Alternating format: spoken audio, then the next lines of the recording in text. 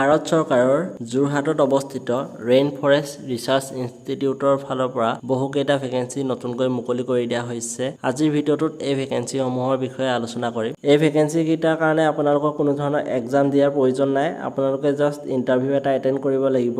ইণ্টাৰভিউটো হৈছে 13/8/2026 তাৰিখ অৰ্থাৎ 13 আগষ্ট তাৰিখে সেই ইণ্টাৰভিউটো কণ্ডাক্ট কৰা হ'ব ৰাতিপুৱা 9:30 বজাৰ পৰা। প্ৰথম যিটো ভেকেন্সি ওলাইছে ভেকেন্সিটোৰ কথা যদি কওঁ এটা প্ৰজেক্টত ওলাইছে। প্ৰজেক্টটোৰ নামটো হৈছে Assessment of the demand and supply of medicinal plant and their raw material at national level including global perspective. ইয়াত টোটেল দুটা ভেকেন্সি ওলাইছে আৰু এই ভেকেন্সি কেইটাৰ নাম দিছে প্ৰজেক্ট এছিষ্টেণ্ট। ইয়াৰ কাৰণে আপোনালোকৰ ফাৰ্ষ্ট ক্লাছ বেচেলৰ ডিগ্ৰী লাগিব botany, forestry, zoology, chemistry, agriculture বা লাইফ সায়েন্সত বা আপোনালোকৰ জিঅ'গ্ৰাফিটো যদি আছে তেতিয়াহ'লে এই ভেকেন্সিত এপ্লাই কৰিবৰ কাৰণে আপুনি এলিজিবল হ'ব। এই যিটো পোষ্ট ওলাইছে এই পোষ্টটোত আপোনালোকৰ যদি ফিল্ড এক্সপিৰিয়েঞ্চ আছে তেতিয়াহ'লে আপোনালোকক বেছি প্ৰিফাৰেন্স দিয়া হ'ব। ইয়াৰ মাহিলী দৰমহা 22,000 টকাকৈ দিয়া হ'ব। কোনো ধৰণৰ ইয়াৰ বাবে আপোনালোকক HR দিয়া নহ'ব। দ্বিতীয় যিটো ভেকেন্সি ওলাইছে সেইটো অন্য এটা প্ৰজেক্টত ওলাইছে। প্ৰজেক্টটোৰ নাম হৈছে preparation of revised regional wild life plan, biodiversity